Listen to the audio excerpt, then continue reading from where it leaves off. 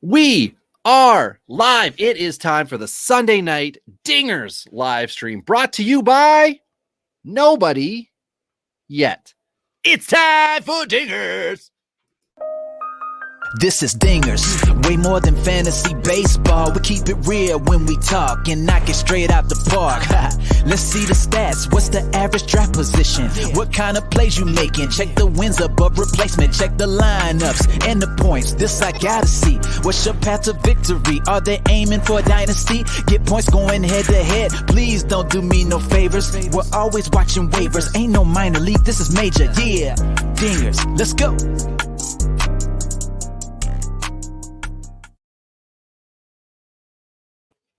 Welcome to Dingers, the only fantasy baseball podcast for smart people. It's not just Brandon Belt that wins you championships. That's why week in and week out, we're delivering tips and strategies to help you live that straight up OG lifestyle.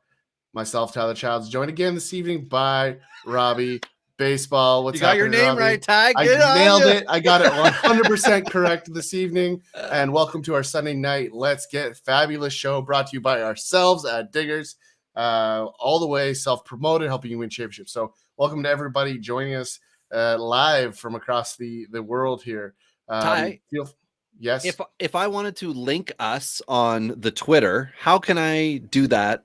I'm going to just post it because you can find us at our YouTube channel, which is Dingers, right? Just Dingers. Yep, Dingers Podcast. Yeah. So feel free it's to Dingers Podcast when they look at it? Is correct. Okay, yep. So the easiest way that I found is, just so everybody knows, is you look up Dingers and then you add in week 1 FAAB, FAAB, and we pop up. Subscribe to the channel, ping the bell, all the things the YouTubers say, just so then you know that we've gone live, whether that means you're going to watch that night, just put the audio on while you're watching some Sunday Night Baseball, whatever.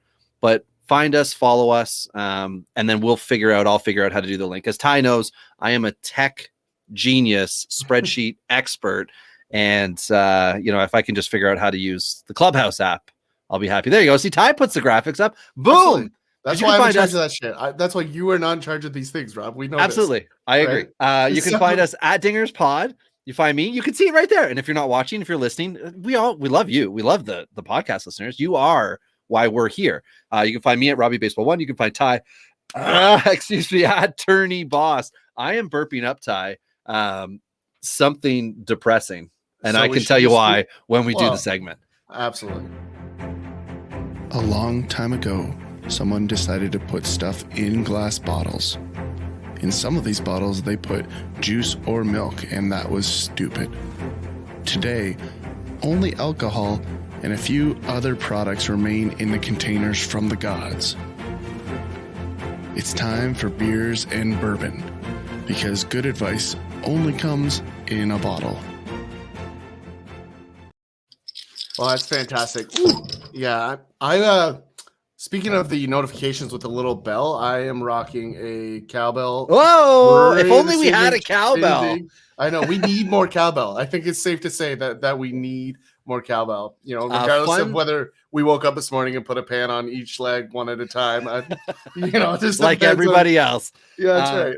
Fun cowbell side note, Ty. Growing up, my parents found in our shed a cowbell. My dad would bring it to hockey. That's where is it? That right behind over here. That is my childhood hockey coat that we would wear to the game. And he would bring the cowbell and we would do something good and ring, ding, ding, ding, ding, ding, ding. The cowbell is how I grew up. Quick, but just a real quick shout out. You can give comments across all platforms. Mason McCrae coming in hot with a beers and bourbon comment. Welcome, Mason, hey, to the show.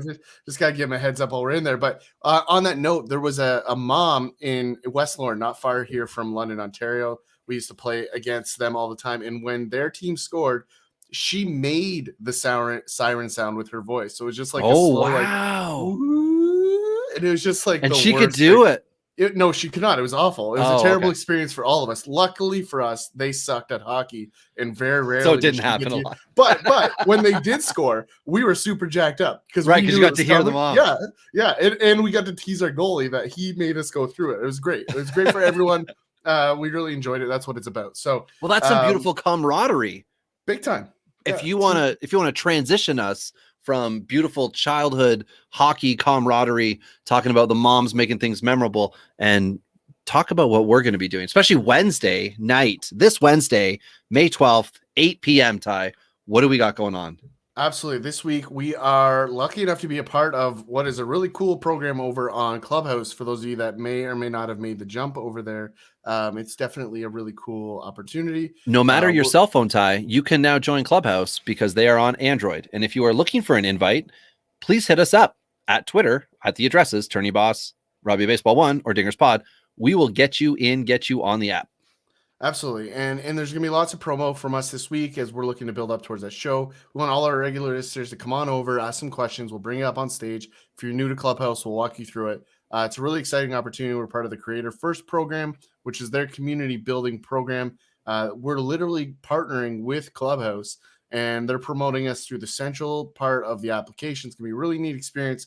Super excited to have it in there. So like I said, anybody looking to join the Facebook, the Facebook community over there, feel free to join us.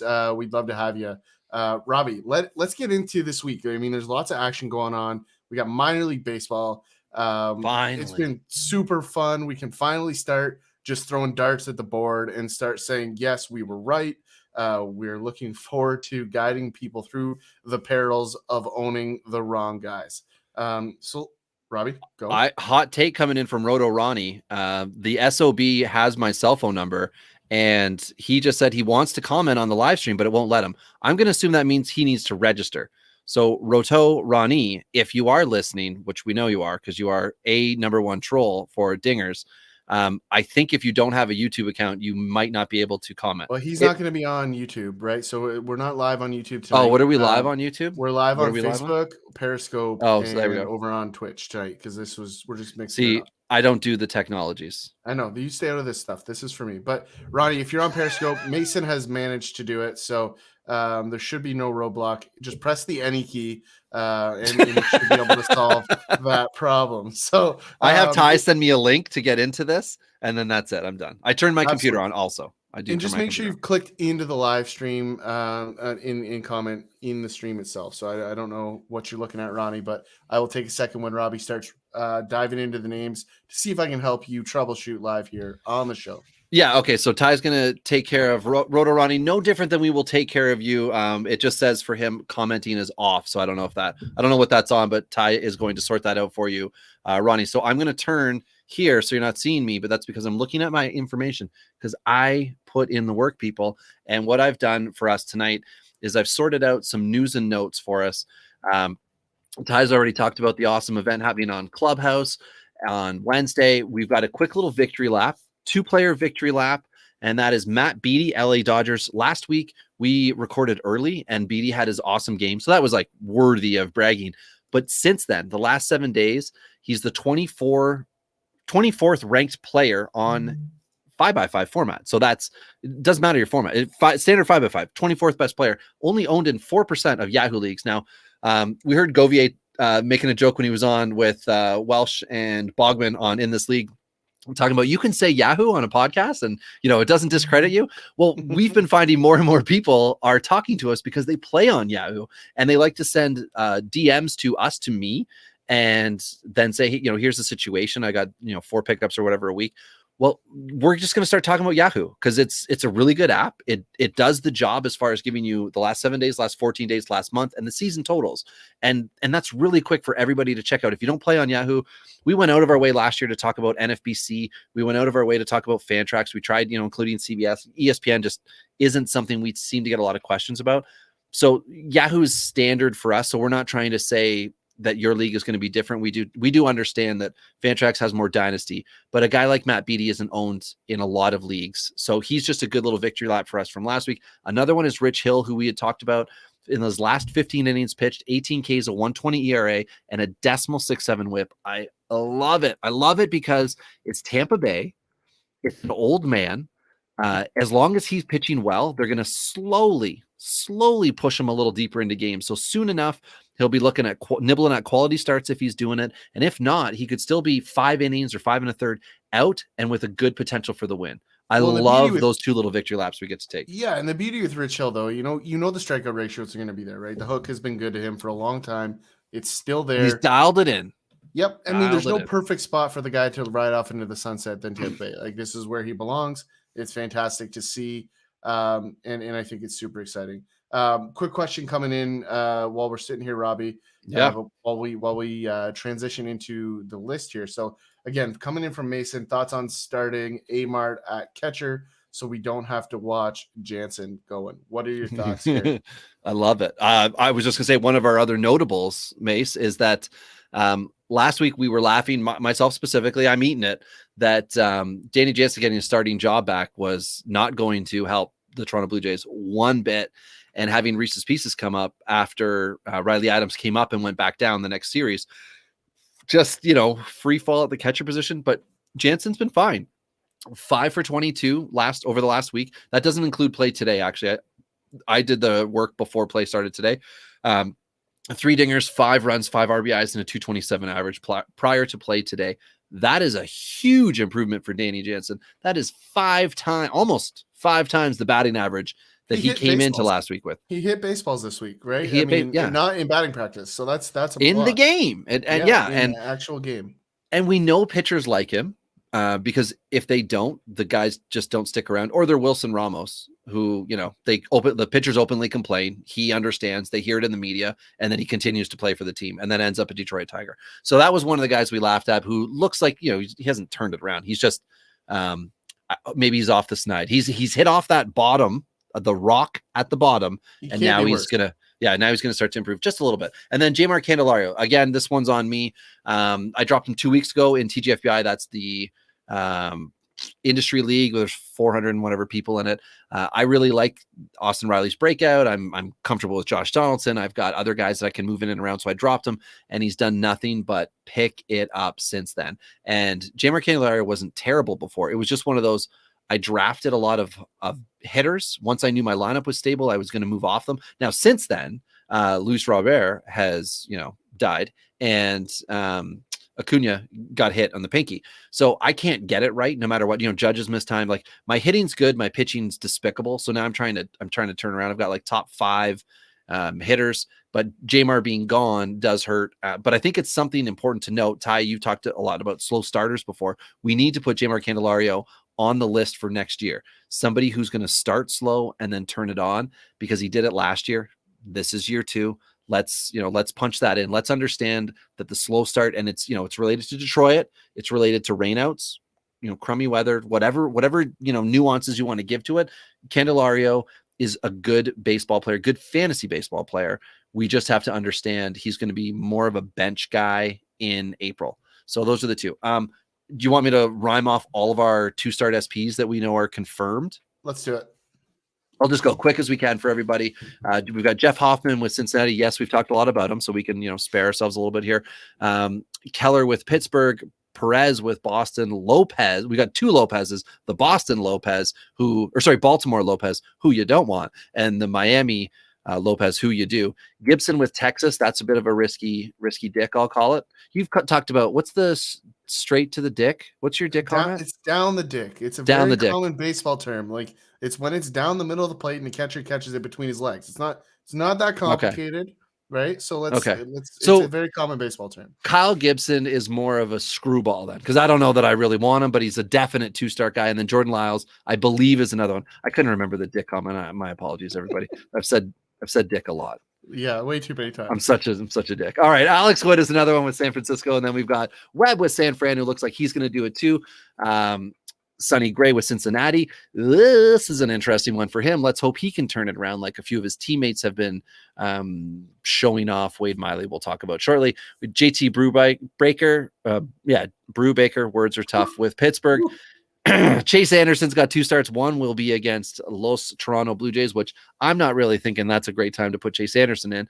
Marcus Stroman's got 2 this week. Chris Bassett with Oakland. Nathan Eovaldi, I believe, will get 2.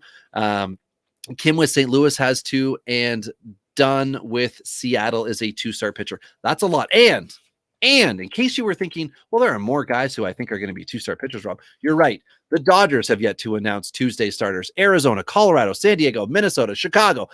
Angels, Houston, Yankees, Tampa Bay, Baltimore, Detroit, Kansas City, Washington, Cleveland, Cubbies, Toronto, and Atlanta could all have a Tuesday pitcher who ends up starting on Sunday. And it hasn't been announced at the time that we're recording. And that's why the list is as it is. We wanted to weed through it. But honestly, Ty, when I was looking this morning and even tonight looking, it still hasn't been confirmed as to who we can bank on. I did see a couple of popular sites who made errors in their 2-start SPs. And I no longer will reference any fantasy baseball website for their 2-start guys, because a lot of them had Trevor Bauer tomorrow, who started today, and other guys who started today as they had put out as a Monday or Tuesday starter. So I thought that was kind of funny, and some big popular fantasy baseball websites. Absolutely. And we'd love to hear from everyone who they think is going to run out there and kill it this week, who you're afraid of. Be sure to click into the stream and comment below if you'd like to have your question featured. So who's on that list that you like, Robbie? Like, who's the guy that if you had to pick one, who's your guy? Yeah, so none of these guys are part of our single streamers that we're going to talk about, because we kind of boiled it down so we're not throwing 50 names at everybody. Like I just put a lot of names right there. Hoffman, I think, is interesting. His second start's at Colorado, so if it's a weekly, I'm not putting him in. But if I have the option to pull him, I think I'm trying to remember who the first start is, if it's Pittsburgh or not. But I think the first start was the one I was like, yeah, that one I will put him in for. And I kind of like the idea, Ty, of putting him in at Colorado, the old team, right? Like he gets to go right down and he can just put it down the dick at him.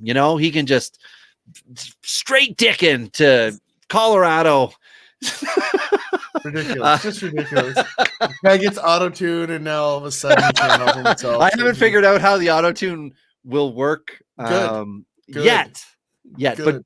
But hey, Govier's on that train with me. He's excited, as is Chris McBrien, dear Mr. Fantasy, all over that. They wanted to know where I got it from, and thank you everybody for the positive comments on Twitter that you loved it or couldn't stop listening or watching or whatever. There will be music back on this podcast side, and it's going to sound better than ever, because even my kid and I just sit in a boat and just make a song about sitting in a boat, because we can do that now with auto-tune. Anyway, sorry. So back to what people are here for. So Hoffman, I think, is cool if you're in daily for sure. Lopez, with Pablo Lopez with Miami. Yeah, he's a straight start for me. It looks like Bieber's going to be one of the guys with Cleveland. If he is, of course, right? Like there are some obvious guys we don't need to tell you.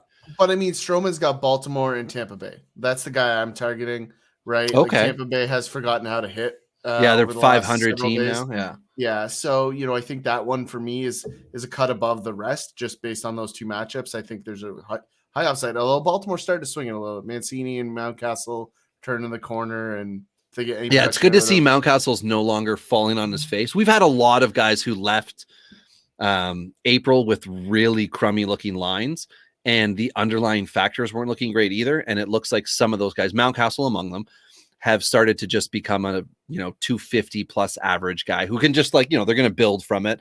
And I mean he's a Dinger's number one rated prospect, right? I think he was one, or it was either him or what's his Ke'Bryan Hayes. Hayes may have been. Ke'Bryan Hayes was number one, but Mountcastle's up there because we knew the playing time was going to be there. I mean, for me, go buy Mountcastle if you haven't owned him yet, or he's for whatever reasons on waivers in your format. He will come around. The power will be there. He is free. He's got multi-position. There's nothing to not like about Ryan Mountcastle, and he's about as dirt cheap as you can get him right now. So don't be afraid to go buy him. Totally off topic, but no. But I'll add to that, Ty. I think that having a Mountcastle share is a good thing, just like having one Wander Franco share might be a good thing to others. Now, Franco, you've got a lot of you've got a lot of boomer bust. Where it's going to be really hard, especially to trade them, right? Any of those kind of things. But you got a Mountcastle. This is total buy low, like you just said. And like a Rizzo with the Cubbies, that he's going to get the at-bats. He's going to get the opportunity. It's a matter of what's he going to do with it.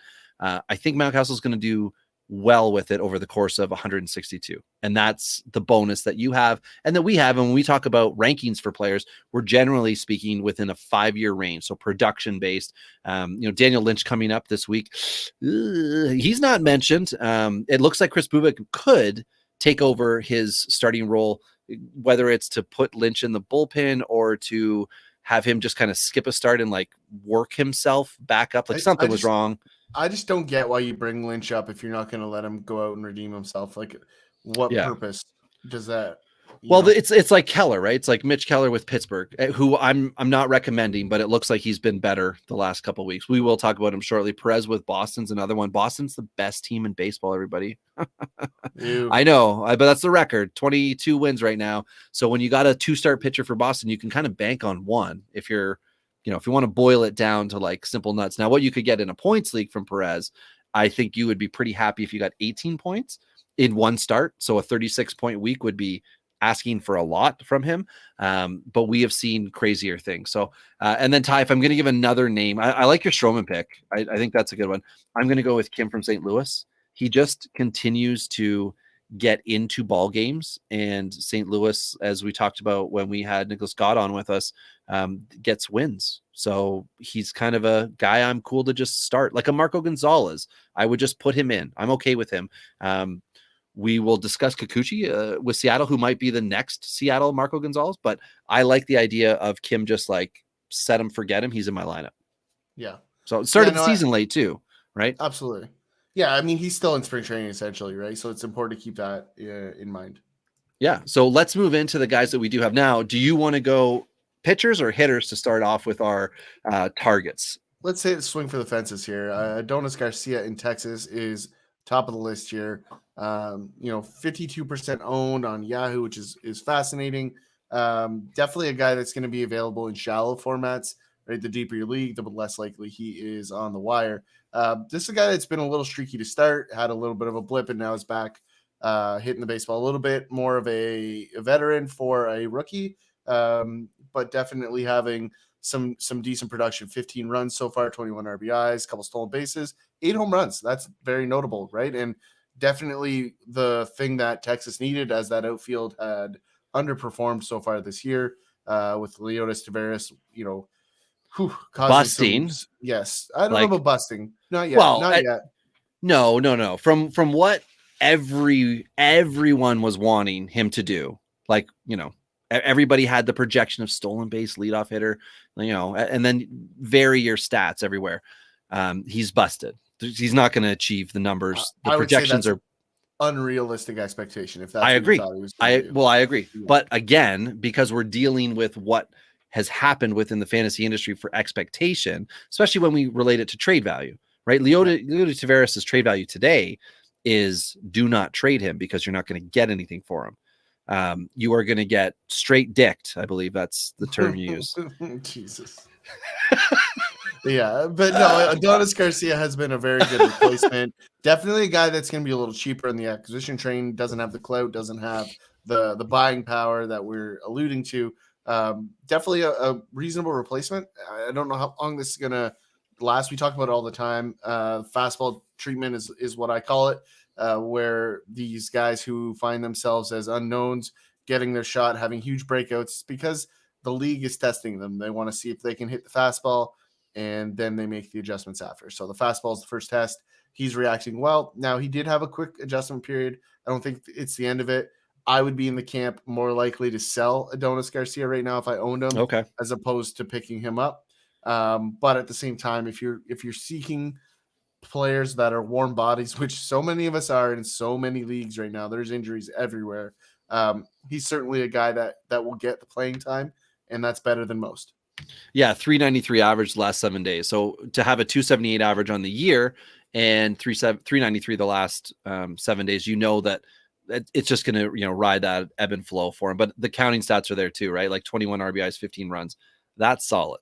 Moving to somebody else who's had the best doubleheader I've seen, the best 7-inning doubleheader I've seen, Brandon Belt, just smoking baseballs everywhere. 300 average over the last 7 days. That's great. 233 average for the year. It's been, really brought up by that last week. But here's the big thing with the counting stats, and this is like that huge doubleheader day. 15 runs, 19 RBIs, 2 stolen bases, which I love, and 7 home runs. He's just a low-key plug and play. Like he's your discount Eric Hosmer, if you will.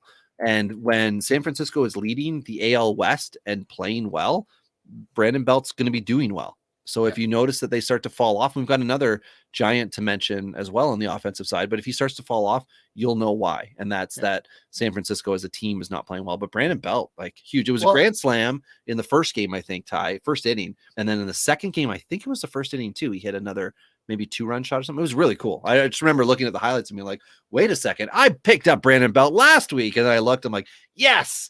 Well, and I'm definitely not expecting San Francisco to be in the hunt down the stretch. I think they might not like that. Like that wouldn't work for them to be in it down the stretch right now. Well, they're overproducing, right? Like, I mean, as it is today, they've got a good thing going. I mean, it's not as if we're at a point now, like this far into a second season of a team which we all thought was going to be a dumpster fire. Like they played fairly. Ooh, new beer. We had an interesting. So we had a good stretch of ball from them last year, and then they've continued on into this year. But I think the longer sample size, the battle of attrition, they're just not deep enough to keep this going. Like we're not going to see Austin Slater producing right for extended periods of time. That's what they're getting right now. But hot start, enjoy it. Pitchers are just getting it done. Aaron Sanchez. And Brandon Belt as a lefty with a little bit of power, right? Like again, he's got good power numbers in San Francisco with a tough right field to hit home runs in. There's enough here to like him as a trade target. He could end up somewhere like Cleveland if they're somehow in the hunt.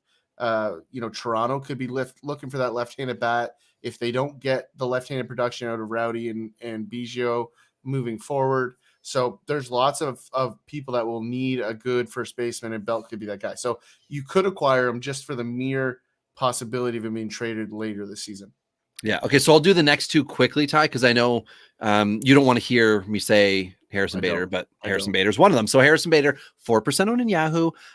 He was on the waiver. I think he was under 40 in CBS when I looked too, and I can't remember Fantrax, but Fantrax was low also. I'm going to say across the board, Bader is a streamer hundo P guy to get right now. And that's because 30 at bats, 233 average on the season, but he's bringing the power. He's bringing the stolen bases in the last seven days, 273 average, but 4 runs, 8 RBIs, 2 stolen bases, 3 dingers. Let's keep in mind, he's got a low BABIP, which is very important and something that will make him better. And the fact that he's not striking out is great right now. Let's enjoy it. Let's say this is an Akil Baddoo type adjustment. Let's hope Bader can hold on. He had that extra month to get himself right because he was injured. The next guy really quickly is Robbie Grossman, 7% owned in Detroit. Detroit's outfield looks like everybody is just trying to give away their position. And Robbie Grossman has said, I'll take one of those. And Robbie Grossman has, stabilized himself 304 average the last week. And real quick, we mentioned the fastball treatment earlier. Akil Baddoo, right? Exactly the way I kind of predicted that one to run out. It was something that I saw as a foregone conclusion that Akil Baddoo would tail off. And that's not to say Akil Baddoo can't be a major leaguer. It's just saying that I expected a dip and a hard one, and we're in the midst of it right now. Yeah, and for Robbie Grossman, he's helping out in 5 categories. 3 home runs. It's not great, but it's something, right? 7 stolen bases. That's the big one for him. 11 RBIs and 14 runs. And 5 of those 14 runs have come in the last 7 days. So that's regular playing time, right? That's a guy coming into his own, a guy getting familiar with his surroundings now. And he's got a 2-year deal. Let's remember that. That's the frustrating part for the Tigers owners, but for the fantasy owners, that's why it's okay to ride out and have had him on your bench probably most of April, waiting for this to kind of come around, turn around. The next guy, ties another San Francisco Giant. Very interesting. The 7th ranked fantasy player the last 7 days, Brandon Crawford. My goodness, has he ever heard that before? And for all of his hard work the last 7 days, Ty, his average is only at 241, and in Yahoo he's only owned 10% of the time, which is crazy. But 15 runs, 17 RBIs, 3 stolen bases, 7 home runs. I'm streaming Brandon Crawford. I don't think I put in the FAAB in our home or in our listener league, Ty. I think I screwed that up yet again. But Crawford was the guy I was planning to target. And in my TGFBI, which goes in 29 minutes, I've put a decent chunk of change on Brandon Crawford to get him, because no matter who I put at shortstop until it's Wander Franco, they're just filling the gap. So Brandon Crawford looks to be my next target.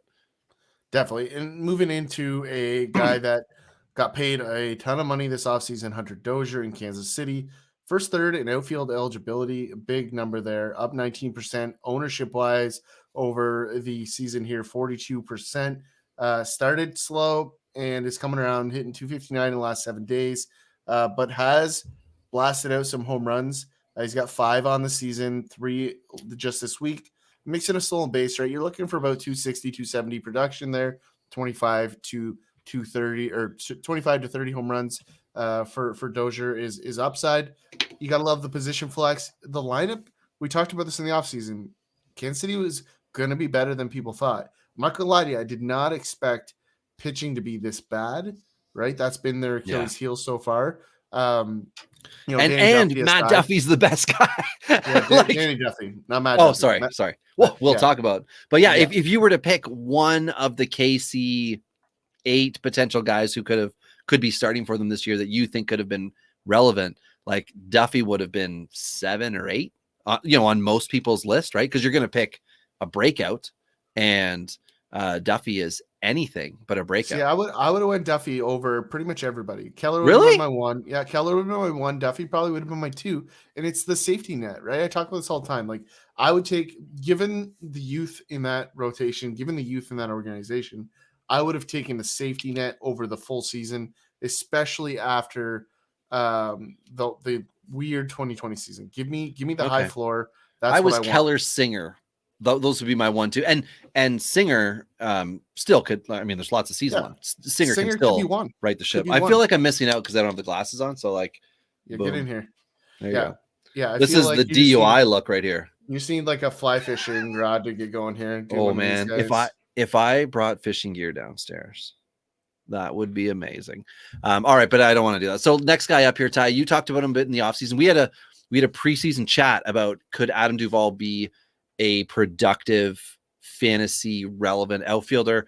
I lean towards no. You said yes. Looks like you're right, Ty. 107 at bats prior to play today, 16% owned. Duvall with Miami, 215 average on the year, which sucks, but 368 the last 7 days. That's what Adam Duvall can do for you, right? He can really boost it up. He's got 21 ribbies on the season, a third of those in the last 7 days. So 7 in 7 days, 13 runs, 1 stolen base. We love when they chip in, right? You just you don't have to be, stolen base man, Billy Hamilton, but when you throw one in there, we love it. That ends up being the one that wins you the week, I think, most of the time. When the guy who should never steal, if Vladdy steals a base, you probably win that week. And then 6 And we talked about this. Yeah, we talked about this earlier in the clubhouse group with Duvall, right? Traditionally a lefty masher. Right now he's got the reverse splits. He has more production and power against the righties. That's a nice trend. I don't think it'll last. We should still see the skew towards the lefty matchups. Great guy to be a 4th outfielder or 5th, depending on your league format. As a guy that you put in against the lefties. Like these are the guys that win you championships just by sitting on the periphery. They're great to go in there when you have injuries. Adam Duvall's a good guy to own. If he's your first outfielder, you're in big time trouble. But if he's your 4th, that's not the worst scenario in the world. Well, and a lot of people were discrediting Miami before the season started, just saying like they weren't going to be able to do what they did in 60 games. And we are not even at the 60 game point. I mean, but the outfield's good. If they can get a speed skater on their roster and make the playoffs, I'm in. Right? Like, do you remember that player's name? I remember that. Sorry. Do you remember? Is the guy still there? Yeah. Isaac. No, I can't remember. We'll figure it out. I think it's Isak. It's definitely not Isak, but I know. So next guy up is Matt Duffy with the Cubs, second base, third base, 3% owned, 55 at bats. So, we're earlier on in the at bat total. There are guys with twice as many as him, but the production's been good. 11 runs, 7 RBIs, 3 stolen bases, no home runs. So OPS, no thank you. OBP, you might be able to count on that.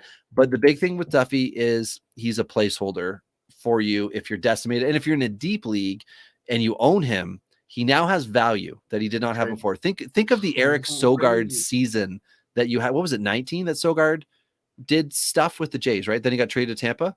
Think of what happens when you are a good player, when you are playing well and you don't have a lot of value and the MLB team you're on trades you to a playoff contender and then your fantasy value goes down. The example I have is Eric Sogard. His fantasy value went down post Tampa trade because he became more of a matchup guy instead of a 4 out of 5 game guy. That could be Matt Duffy if he continues to roll. Now, Chicago could also just like throw him in that bench role in the next 10 days, and then he's kind of buried. But Tyler Naquin made it work, or is making it work.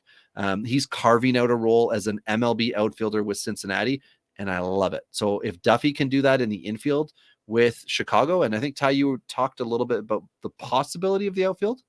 Yeah, I just think, Yeah. there's room for him to steal some at-bats out there. I think the eligibility will be there towards the end of the season. Like, if the hit tool stays, like, they're going to have to find a way to get him into the lineup because they've got some talent on that roster, obviously, but they don't have a lot of really strong bat-to-ball contact kind of guys. So it would be a welcome spot in their lineup. I don't think he's capable of playing center, which would be an interesting spot for the Cubbies the way Happ has played. So far. Imagine that, taking like a career middle infielder dude and just like I guess the Jays kind of did Teoscar, right? Like, wasn't Teoscar an infielder? So many teams that do that though, right? Like, I mean, they're all athletes, but most major league center fielders played shortstop at some point in their career. So, that's just something, the arm, the speed, they go hand in hand. So it's not as if it's completely new, and it's not as if Matt Duffy's never played center field. He's just not going to make unbelievable catches like you would see from a lot of other scenarios. So definitely an interesting scenario here. Lots to like. And moving forward in the complete opposite direction, Hunter Renfro, the complete opposite of Matt Duffy. A little less bat to ball skill, a lot more power. Mentioned this again earlier in the clubhouse comment, talking about the exit velocity for Renfro. Career average under 90. For a guy with the home run pop that Renfro has, that's a really interesting stat line. Just talks to the point of the swing and miss potential. And my concern here with Renfro is the long tail. As the pitchers get stronger throughout the season, my concern would be that as soon as you start to see the pitchers turn the corner at the end of July, Hunter Renfro's season is basically over. So I don't know where you stand on that one, Robbie. If you feel opposite. A little bit, okay, good. Like, so normal, so standard. Yeah, I feel like this could be a great season about to happen for Renfro. And Short Porch, you mentioned on the Clubhouse app when we talked about Renfro before, but the 296 in the last 7 days is kind of that tail of the tape for me, because the counting stats are the only thing we have to go on with Hunter, because it's been a low average. San Diego, Tampa Bay was just a disaster for him, but maybe he's able to make it work in a park that kind of suits him. And sometimes that happens and sometimes it doesn't, right? Like DJ LeMahieu was supposed to only be good in Colorado, and then he goes to New York, and oh, look, the park also works for DJ LeMahieu. Well, maybe it'll work for Renfro. 13 runs, 16 RBIs, but only 3 home runs so far this year. And he, again, we talked about before with Perez, on the best team in baseball. So when the Sox are rolling, that lineup is deep. That means there's going to be lots of opportunity for more runs, for more RBIs. And I'm here for it. And if he can heat up with power, sweet. But you know what? I don't have a share of him at this moment, but I am looking to acquire tonight. And let me throw a couple things at you. Like, the walk rate's pretty good for a powered guy, swing and miss guy. Like, it keeps that OPS, career OPS 766, right? So there's some dips. And if you look at it from a calendar, which I always love to do, is we talk about my proponent or preference to buy low on guys early in the season. This is a guy I wouldn't do that with, because the early season returns are half decent. May career batting average 277, but then you get into the middle of the summer, 236 in June, 209 in July, 224 in August, 209 in September. So that's like Dansby kind of for you, right? Yeah, exactly. Yeah. Exactly like Dansby. Good start, right? poor finish. Yep. So that's a guy that you are pressing the eject button on, which is what I was kind of getting to. Like, I don't mind the buy as long as you're buying with the intention of selling. That would be where I'd land on Renfro. So you know what happens with Renfro if you keep him too long? I don't want to know. You get straight dicked with them. That's what was that the line? Was that you're not using it right? Down the dick. That's what she said also. But but anyway, let's get to the last one here. Okay, fine. Easily the most swagger on this list, as we talked about earlier. Jed Lowry, double ear flap, best bucket going on. You don't have the swagger button ready? I don't have the swagger going yet, It doesn't connect to the live stream, Rob. Thank you again. Oh. On the tech side, I got this. Sorry. So we've seen lots to like about Jed Lowry. Still under owned, right? Like he should be owned a lot more than he is. He is the straw stirring the drink in Oakland right now. His ownership regressed. That's why we're discussing him. Just for anybody who's like, why Jed Lowry was 2 weeks ago. Yes, but then that second week he sucked, and then he rebounded this past week. But since he sucked, his ownership levels have went down across the board. That's why we're discussing him. Sorry, Ty, I didn't mean to interrupt, but for those who are smarter than everybody else, there's a reason why we're discussing Jed now. That's right. Absolutely. And definitely a good guy to own. The production's been there. 478, like you said, over the last 7 days, 17 runs, 22 RBIs, no stolen bases. I don't think we're going to see that from Jed at whatever he is, 34, 38, 36. 64. He's still a young man as far as I'm concerned. Yeah, it's because his legs missed multiple seasons. So right. So he still can run a little bit. So technically his as an athlete, he's actually only like 34 because he missed the better part of 2 years. So somebody should start tracking that as a stat. Like I don't. They talk about it with pitchers, but the behind the scenes stuff with pitchers you can't really do. But I like that idea. Like wear and tear on the body, right? Like the wear and tear of the pitcher, like number of pitches thrown, like career pitches should be called pew, because that would be just awesome. Pew, pew, pew. Yeah, well, I was just gonna say, but then you know what the next guy will do? It'll be X pew, and it'll be XW pew, XW pew, and here we go. But anyway, let's talk about somebody who makes me want to piek, which is me saying puke. Is on the pitcher side, Ty. Wade Miley, congratulations. You had a no-hitter. Great. You've also had a start, which I said on Twitter, where I think you allowed 8 runs and didn't record an out. And it was in a playoff week for me. You sick son of a bitch. To be fair, it's a pitcher's job to keep you on your toes. Just saying. To keep you off balance. He's doing it. Rope and dope, fantasy style. Well, Wade Miley, as we talked about before, you don't own Wade Miley in fantasy. He owns you. He owns you because as soon as you trust in him and that 2 ERA and those 4 wins and those 27 Ks and those 36 innings, he is just going to blow up. And that's what I'm thinking. And 46% owned on Yahoo. This might be like a really good stretch, but I am not investing. But I would just say don't take my advice on Miley because it's really personal. And I'm allowed to dislike people specifically because of memories. In our home league, Ty, I owned Miley. I traded some type of decent top 5 round pick for him at our deadline. And he had I think it was a 2-start week in week 1 of the playoffs and blew it for me. And I was so pissed. And I don't know if I won that week or if it was the next, whatever it was. Wade Miley screwed me and I hate him. And everybody should have a couple of those guys. Yeah, I completely agree. It happens. Taijuan Walker, on the other hand, has been a bulldog, right? I mean, these are the kind of guys that I just love as a baseball player myself. The kind of guy you go to war for. He's got the intensity.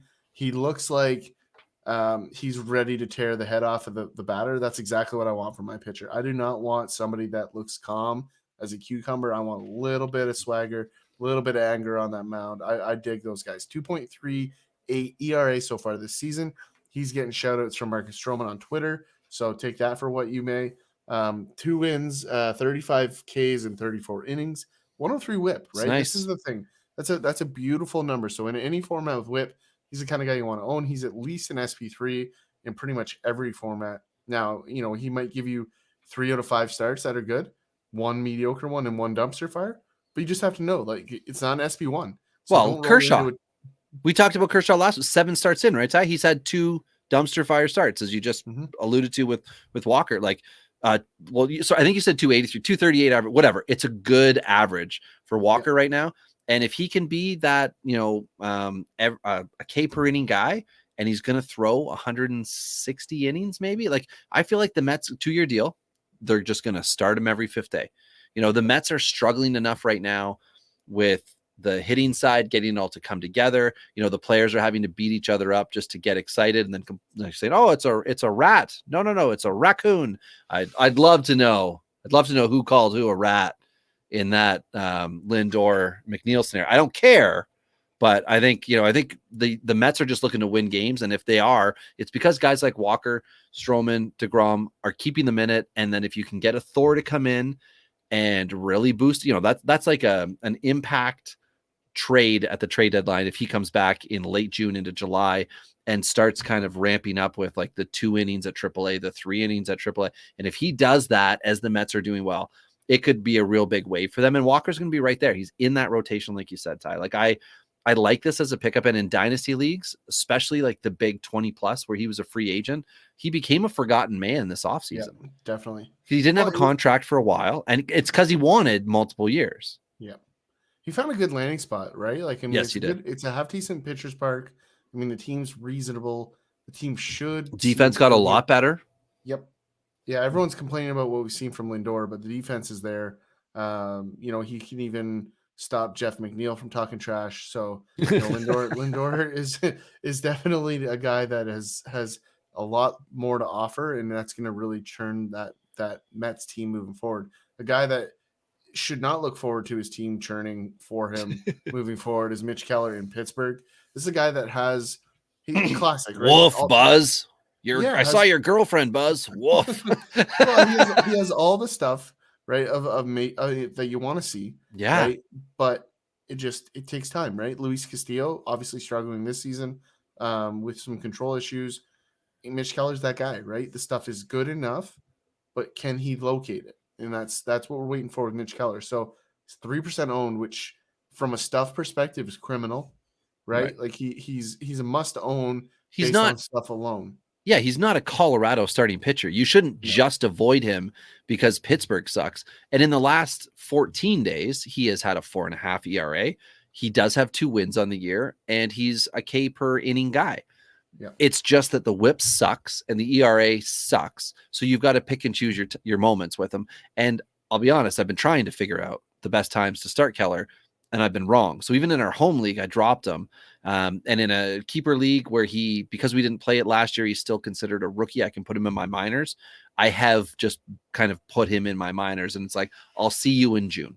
Like, show me what you can do in May. Let's figure this out. But you know, Pittsburgh doesn't have their best third baseman right now. They don't have their future shortstop up right now, but there are pieces in Pittsburgh that are moving around. So they need to kind of get a lineup together, and then you can kind of look at reasonable expectations for Keller. And I got this idea, Ty.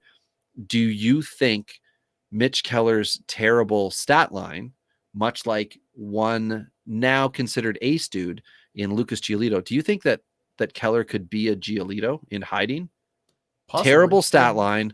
Next season it cleans up. The difference is that Keller's in Pittsburgh, he would need to be traded, and I don't think he will be. That's the difference between them.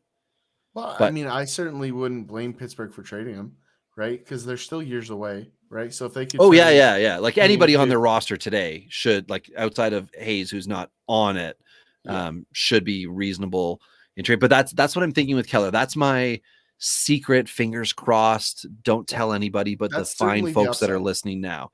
That's what I'm thinking that we could see, because it's like when he's good, he's fun to watch too. It's not like, geez, and then, you know, ground ball double play to get out of the inning. Like, he's keeping the ball out of play. Now here's one that's a little more boring, so I'll go quick on it. You say Kikuchi. Seattle sporting that 6-man, 5-man. We'll see what the week has rotation. 35% owned in Yahoo, I think, as a result of that. This is just steady Eddie. 4.3 ERA. He's only got a win so far this year, which is brutal considering Seattle isn't garbage. It hasn't happened when he's been. What was that move, Ty? You just moved your head. I'm not loving Kikuchi. No. I think that's just a nervous twitch. You should relax, brother. He's good. 37 and 2/3 innings, 34 Ks. The whip is a little bit of a bonus, I'm going to say, with him, a 1.09 or 1.09. And that I like. But Kikuchi for me is just a throw him in and play him guy. In a roto league, I just put him in, and he's not going to crush it for me, but he's also, as I have said before, he pitches. So he doesn't get blown up. You know, he's not like he's like a Kyle Hendricks in a way where you can just put him in, and at the end of the year, you'll be like, yeah, that was okay. And I think that's where we are with Kikuchi right now. I'm not concerned with him blowing up all over the place as I have been before. In the video that I've watched, I've just seen a lot of pitches catch a lot more of the plate than they should, and him get away from, you know, good catchers. Thanks, Tom Murphy and Torrens, whatever. Yeah.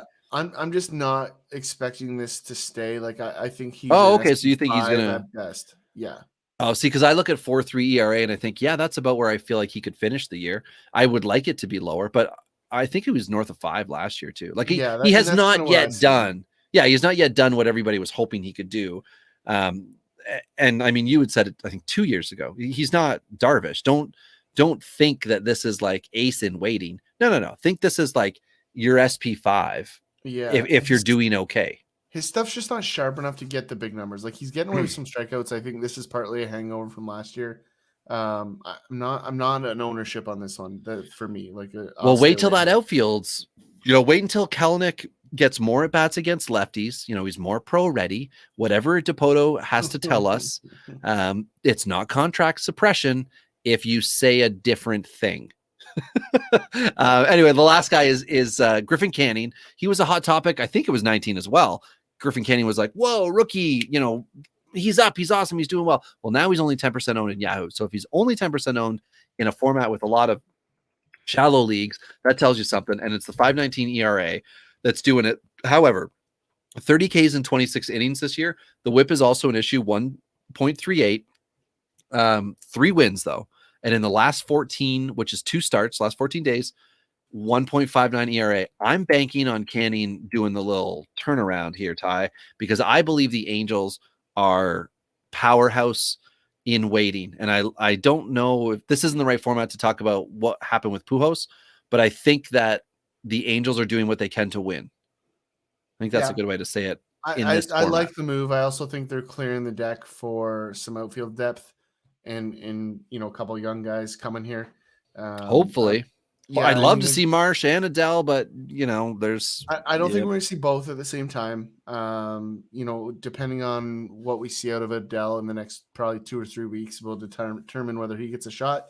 Marsh, I would say, has a very good chance of surpassing him for first shot at the pros this season, just because Adele had his shot last year. Yeah, so maybe those next guy. They might not rush him, right? So unless Adele's not going to cover off the ball, a la Jared Kelenic that you mentioned earlier.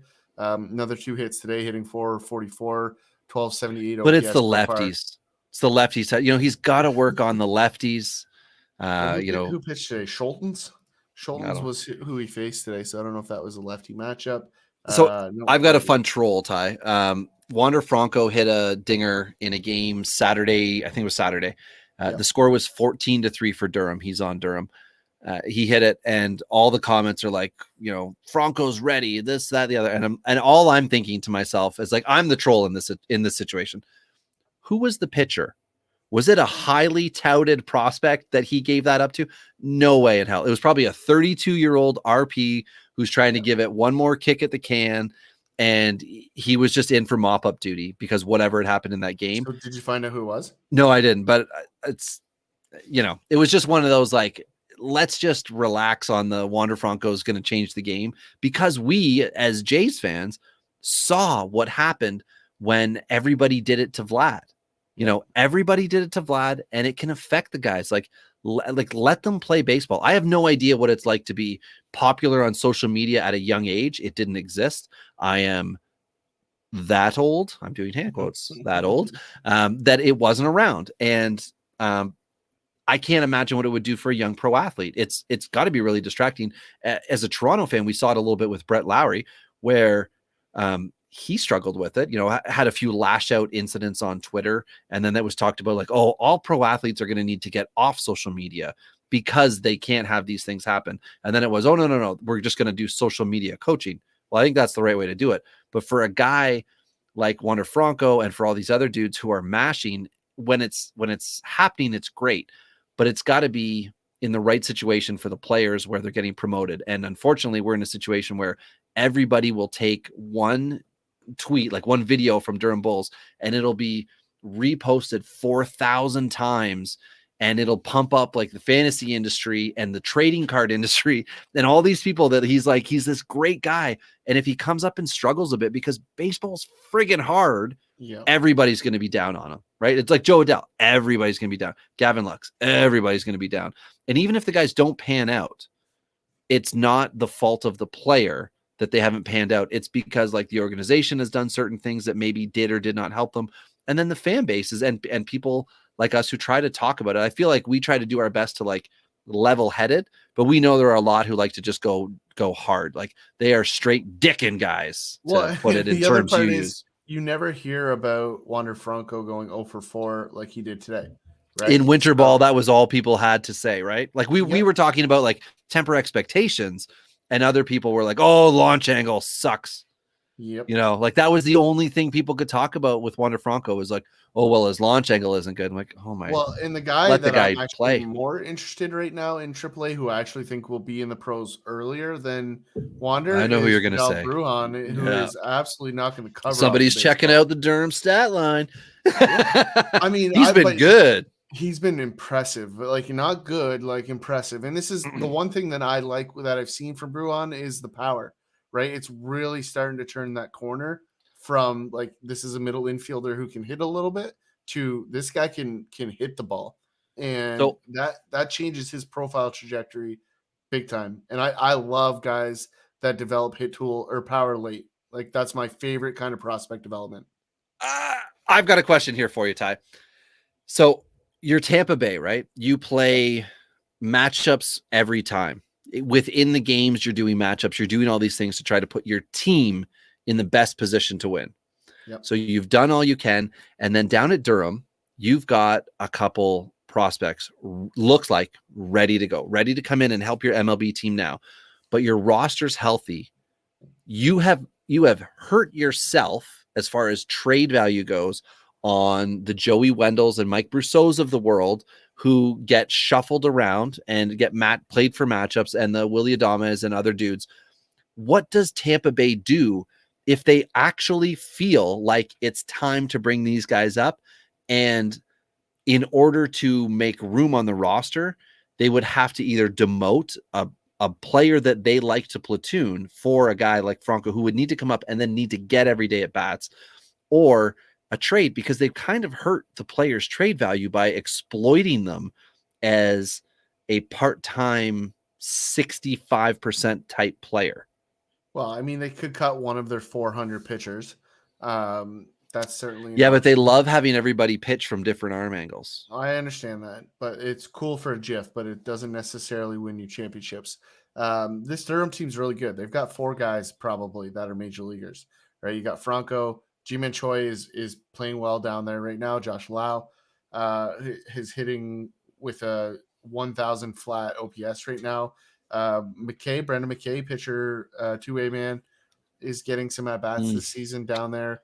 And Loving then that. Vidal Brujan, who we talked about. That's before we touch on the arms. There's arms for days. Right.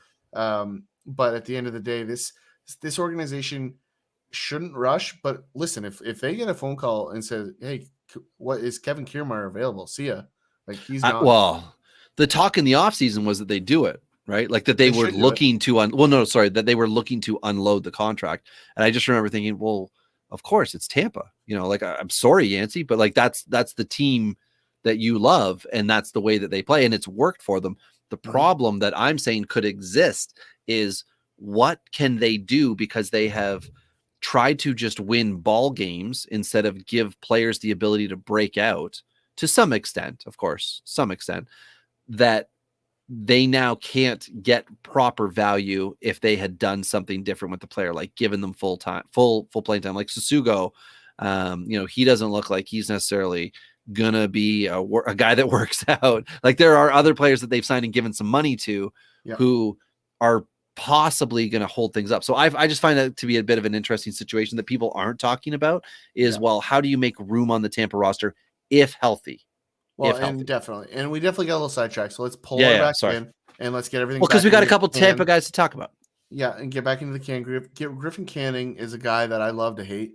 For me, very similar to Kikuchi, just doesn't pass the eye test for me. You know, the numbers both in the minor leagues and even in the major leagues to some extent have been reasonable. But I'm not feeling the long-term play. Yes, 2 good starts over the last week and a half here to look at and say, maybe there's some upside. But, you know, he got away with the start against who was there? Was it Tampa? I can't remember if it was Tampa. One of the teams there was one of his starts, and I'd watched part of that. Tampa was the second, was this weekend series. Yeah, and I didn't looking. like what I saw contact wise, so I think he got away with a little bit more than the stat line shows. So Okay. that's some of the stuff that like you have to see between the lines on, and no advanced stat will really show you that.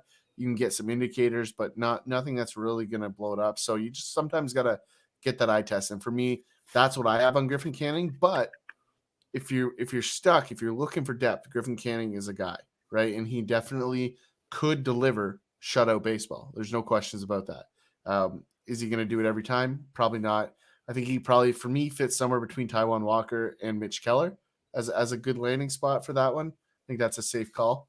Taijuan Walker. That seems like a range. It is, but I don't think that's wrong in that category. Yeah. Yeah, I don't think that's wrong. Okay. All right. So let's go to the bullpen. We got 2, 4, 5. Do you want me just to spout them off and then we can discuss as needed? Well, let's do it. Yeah, because it's the bullpen. So we've got Trevor May with with the Mets. My apologies for saying Yankees. He has 1 save this year. We've got Pete Fairbanks coming back off the IL. I don't know if I made a claim for Pete yet. Oh, sugar snap. It's after 10 o'clock. Doesn't matter. Spores with Texas, who's got 3 wins and a save. Springs with Tampa Bay, 2 wins, 2 saves. And Adam Ottavino with the Boston Red Sox, 2 wins. Ottavino, it's a boy. Ottavino, it's a boy. 2 wins, 1 save for Ottavino. Do you remember that old commercial? I think we've had this conversation before. I don't think I recall. Okay. All right. Well, I don't think I remembered it. We'll move on since it only lands on one person here. But anyway, I'm a huge Pete Fairbanks guy. Took on a hold again tonight. He's back, right? Andrew Kittredge as long as he's in that save scenario, is going to pick you up some value. Diego Castillo went down with a little injury over the weekend. I don't know if we know the severity of Diego Castillo's injury yet. He is IL. That's all I know. Yeah. So Pete Fairbanks, like I said this earlier. I love it. It's one of my favorite phrases in all of baseball. He has the old Louisiana fastball because it's Bayou, and it's just one of my favorite things to talk about. And he's a guy you have to own. Trevor May is going to be a reliable guy. Is he going to light the world on fire? No. Is he going to hurt you? Absolutely not. Trevor May is a guy that should be owned in way more than 12% of leagues. That is not okay. I don't care. That's got to just be save only and not paying attention. So say 88% of leagues are save only. Come on. No, I don't care. And that is skewed to Yahoo. Keep that in mind. So we know that it's going to be deeper in Fantrax and other deeper formats. But that's the reality. So Spores, I'm not a huge fishing guy with Spores. I don't know if you feel. You said fishing. You said fishing. I'm not sure what's up with Texas because they've just been good. Yeah. Kennedy. I think Kennedy's got 8 saves. Whatever. Kennedy's leading. Unreal. Yeah. So the opportunity for saves isn't going to be there. But when you get the luck of the win and you can also collect a save and you're getting more than a K per inning, your ERA can definitely be punted as an RP. Because you can give up 2 runs in a third of an inning, and then some other starter can go 6 innings and give up nothing, and it's okay. So I don't really look too much at ERA with RPs, but I'm looking at the rest of it, and I like the idea of them. But I feel like I'm going to be okay to wait a week on them.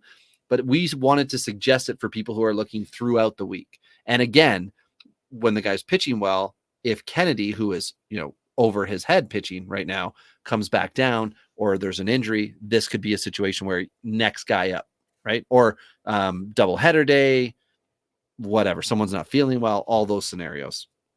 Yeah, absolutely. Yeah, and I think Ottavino has a lot of room to bounce back. Probably ends up with some closes and some saves towards the end of the season, if not in the middle. There's no real lockdown guy in Boston. I know what's his name? Matt Barnes has been really good there so far, but he's also logged a ton of innings. And we've seen this story before where a bullpen takes on a ton of innings early in the season, is lights out, and then all of a sudden falls off a cliff. That's my biggest concern for Boston, is that they're not deep enough in the arm side, and the wear and tear will eventually set in. And I don't think we're going to see Cy Young caliber turnarounds from Nick Pivetta. Evaldi's bound to get hurt. He hasn't been hurt yet. That's coming. Pivetta's been okay, but I will say this to your point, Ty. Boston probably will not make a single trade to make their team better if it's going to cost them anything on the prospect side. Yeah, because they feel like with the new GM, they feel like they need to rebuild, and they're doing it the teenager up way, not the college. I could see Michael Javi Chavez go out the door. He got as a called up culture again. change. I agree, and I think they're showcasing him, right? I think it's a culture Oh, change. okay. I think he needs to change the scenery. I think they want to change the scenery. So I think that would be the guy that they could theoretically trade. There's guys they could trade. There's guys they don't want to trade, but Hunter Renfro is a guy that could go and probably should go. I would say anyone in that rotation except for the injured Chris Sale could be traded. So, there are assets that aren't nailed down there, but I hear you. I am not expecting a ton of huge moves from them. If anyone, and this would come to a shock to most people, I could see Xander Bogaerts being a guy, right? If there's somebody that thinks they're going to lose one of the guys like in the offseason, Baez in Chicago could be a guy on the move, right? They could be looking to hold down the fort a little bit in Chicago. Bogaerts would be a very reasonable exchange, right? And I'm not saying it's going to happen, but I could see it. I could see it, and I don't think they'll do it, but just wanted to put it out there in the event that they do it, and then I can refer back and say, "Cool, I said that." I just wanted that option available. Can I give you Ty? So I just went through my TGFBI. They ran waivers, as I just mentioned. Can I just let you know who was dropped, and you tell me what you think of those drops? Please. Okay, so Jose De Leon, Dustin May, who we knew. Garrett Whitlock was dropped. Dropped for Harrison Bader. That's not okay. That's an interesting one. And I'm a little pissed because I had bid $11 on Bader. He went for 23. So that's just me being a little cheap, thinking nobody else is going to care about the first little bit. That's my mistake. So everybody happy somebody did that. Well, everybody listening, don't be me. Go a little heavier if you want Bader, but I don't know that I would have given up Whitlock. Anyway, Roberto Perez, the catcher, hurt. Luis Torrens, who I dropped. Do you know who I got after I dropped Luis Torrens, Ty? I got me some Danny Jansen. I went right against it. You know why I got him? Because I just want some counting stats and I need a starting catcher. So I did $1? that. 17 is what I went. It's $1,000 budget. It's $1,000 budget. So what was do you know what the other bids were? $3. Yeah, $3. But you don't want to lose out on a guy in single digits. That's why I went with 17. So Mitch Moreland was dropped. Jonathan Daza, Colorado. Stephen Piscotty was dropped. Chad Green, which whatever. Eric Gonzalez, same thing. DJ Stewart. Willie Adames was dropped. That's the second time he's been dropped. First time was from me. Alex Cobb was dropped. That makes sense because he hasn't been great. Austin Gomber was dropped. That might be somebody I'm looking for next week because I am looking to increase my pitching. This was a poor decision in my estimation. Justin Dunn dropped before a 2-start week.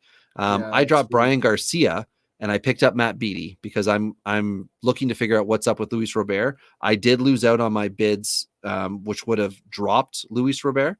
So I'm stuck with him for another week. And through TGFBI, you have to have a legal lineup. It sucks because I had to put injured Luis Robert in all last week. So, and I might have to put in if Acuna goes on DIL, I might have to put him in. Anyway, Phillip Evans, Freddie Galvis, Martin Perez, again, another guy for a 2-start week. Amid Rosario, Francisco Mejia, Michael Walker, Mauricio Dubon, and Andrew Kinzer all dropped. Lots of talent dropped. And the guys that are getting picked up all over the map, starting to fill out team needs right now. And a hot off the press, Shane Green is re-signing in Atlanta as a waiver wire bullpen piece that could be very valuable moving forward. I don't know what to expect out of him out of the gate. Not sure what he's been up to. Has he been throwing in, a bar? Does he have his own side sessions? Has he been throwing in a bar or a barn? Either brings Josh Tolley. Either brings questions though. Josh Tolley has or had at his parents' house a batting cage in like a barn. So much about Josh Tolley. I know. And you know what? I will say this. I think Josh Tolley could probably tell 500 really cool stories because Josh Tolley has been a major league catcher. Yeah, but Josh Tolley just didn't have the offense. Listening to stories all the time. Oh, okay. You're burying him. All right. So someone who's never going to come on Dingers is Josh Tolley. And definitely not. So who would you prefer? Okay. Vacuum question here for the guest. We're doing our catcher preview next year. Okay. It's Tolley or it's JP Arancibia. Who do you want? Arancibia all day. Really? Because Arancibia's like had some hot water issue. He's went at some people. Good. Oh, you just fueled the fire. Okay. Yeah, bring it. Okay. All right. Well, that's it. That's everybody this week, Ty, that we've gone through. I It's a great spot to feel, leave it. Oh, you yeah, feel? Ooh, feelings. Let's go. I feel like we are entering the point in the season when we had a listener question last week or 2 weeks ago about what do you do? When do you make those decisions about players? I feel we're at the point right now where we can start to see what's happening with the minor leagues. And we need to tell everybody who's listening right now, do not make trades this month with impactful minor league players. Let's get those at bats. Let's get those inning pitch counts up. Let's see what's going on with our minor league players. We have been waiting since the end of the 19th season to find out what our guys can do in games. Yeah. Do not jump the gun. Do not let someone take advantage of you who might have access to something you don't know, or you are new to the podcast with us and you haven't caught up on rankings and what we do. Go to robbiebaseball.com if you want to see what's up with prospect rankings, but freeze on those trades, please, because it is to your detriment to make a move right now for a player who might be 12 or 20-ish at bats into their minor league season, but could make a huge impact and could jump up, who was given an aggressive assignment. Alek Manoah, right, Ty, given an aggressive assignment in Buffalo this year. That guy's stock is up high right now. I don't think I'm going to sell him. I don't think I'm going to buy him. I'm going to wait and see what he does. You've got to do the same thing too. Don't be the guy who thinks, oh, wow, he had one good start or, one good weekend hitting and I'm going to pay the bank. Phillip Evans, we talked about this before, had a first-round pick trade in one of our 30-team dynasty leagues. That's not looking too good right now. That batting average is around 220. OPS is below 700. Evans needs to make that adjustment. And the owner, the guy who made the trade, first-round pick, probably doesn't feel too good about Phillip Evans right now. Don't be the guy who says, look at Bruyan. He's looking great. I'm going to offer whatever, name that price, right? Name that amazing price. Because as we just talked about, how does Tampa Bay get them in the lineup? Just be cautious right now. May is a good month to reflect on what you have. And then June is the time to decide, because you'll be somewhere around week 9, week 10, when this month ends. You can know kind of what you think might happen with your fantasy season. Just don't be, if you got a lot of guys nipping around you with prospects, hit us up at Dingers Pod, hit up Ty at Tourney Boss, hit myself up at Robbie Baseball 1 before you make those moves. We will help you so that is an informed decision instead of a mistake you regret later. Definitely. And if you're watching on the replay, make sure you join us next Sunday. Ask questions. We'll take them live on the air, and we will answer your questions so you can jump all over these guys ahead of the FAAB in your format. And keep in mind, remember, we are on Clubhouse this week in the Creator First program, Wednesday night, 8 p.m., Clubhouse HQ. Head over there. Follow the Fantasy Baseball Club, where we will be doing lots of different features and events inside of the club moving forward. So please take some time, go over, subscribe, do those things all over the place. If you need an invite in the Clubhouse, we'll be sharing a couple of different events throughout the week where you can get a join and an invite into the application, which is now available as of today on the Android side of things, which it had not been before today. So be sure to jump over there, join us. We'll promote some things this week.